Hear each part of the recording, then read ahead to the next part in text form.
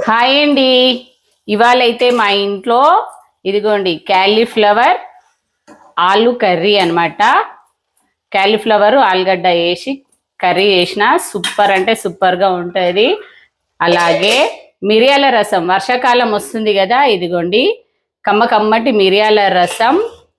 క్యాలీఫ్లవర్కి మిరియాల రసం, క్యాలీఫ్లవర్ అనే కాదండి, ఏ కర్రీ చేసినా సరే ఇలాగ మిరియాల రసం అయితే వర్షాకాలం పెట్టుకోండి. సర్దులు జరాలు ఏమున్నా కూడా పారిపోవాల్సిందే. అందుకోసమని ఈ వీడియో అయితే ఫుల్ వీడియో చేశాను. అందరూ తప్పకుండా ఫుల్ వీడియో వాచ్ చేయండి. అలాగే కింద కామెంట్ చేయండి, ఓకేనా?